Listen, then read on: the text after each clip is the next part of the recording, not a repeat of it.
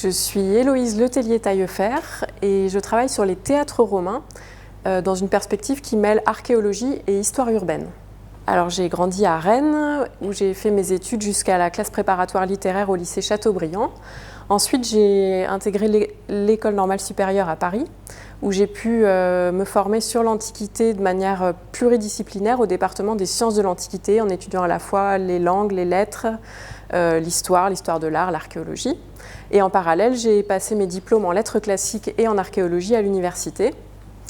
Et en 2009, je me suis inscrite en thèse de doctorat en archéologie à Aix-Marseille Université et à l'Institut de recherche sur l'architecture antique. Alors ma thèse s'intitule « Le théâtre dans la ville, recherche sur l'insertion urbaine des théâtres romains ». Je l'ai menée sous la direction du professeur Renaud Robert et je me suis intéressée dans ce travail à la place des théâtres dans les villes romaines, surtout de la partie occidentale de l'Empire romain,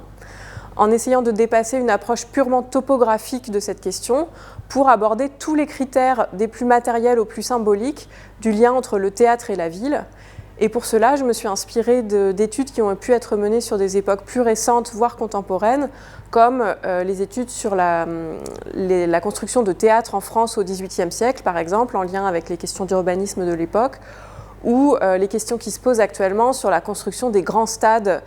pour les événements sportifs comme les Coupes du Monde ou les Jeux Olympiques, qui permettent de renouveler les problématiques sur la place de ces édifices de sport et de divertissement dans les villes. Alors je suis arrivée à Rome en fin de thèse et pour mener un projet postdoctoral qui portait sur les théâtres de Pompéi. Et ce projet qui s'appelle donc Theatri di Pompei, qui a été mené avec le soutien de l'école et en convention avec la surintendance de Pompéi et avec l'Institut de recherche sur l'architecture antique, nécessitait une présence sur place pour aller sur le terrain. J'ai pu faire plusieurs campagnes de terrain avec des collègues architectes notamment,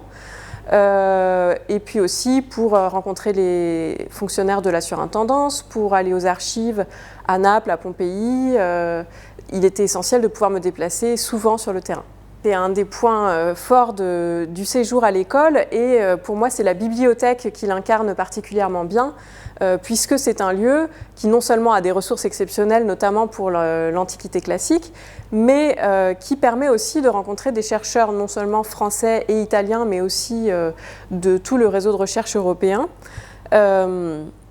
Et par exemple, un jour où je travaillais sur le théâtre d'Ostie, j'avais les livres sur ce sujet sur ma table et un chercheur italien qui travaillait sur des inscriptions inédites du théâtre cherchait évidemment ces livres. Nous avons pu nous rencontrer et discuter à cette occasion et je n'aurais autrement jamais eu connaissance de ces inscriptions qui étaient encore inédites à l'époque. Donc c'était une occasion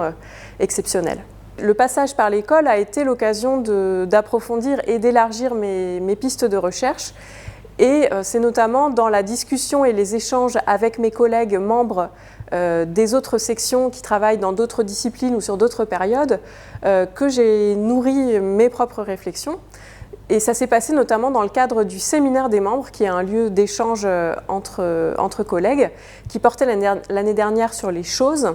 et pour lequel j'avais préparé, en collaboration avec un collègue juriste et avec un collègue italien spécialiste de la question, une séance sur les biens communs, qui m'a permis de développer de nouvelles réflexions sur les édifices de spectacle romains conçus comme lieu public et comme bien commun, et de me poser la question des enjeux de cette conception qui est attestée par les sources juridiques romaines.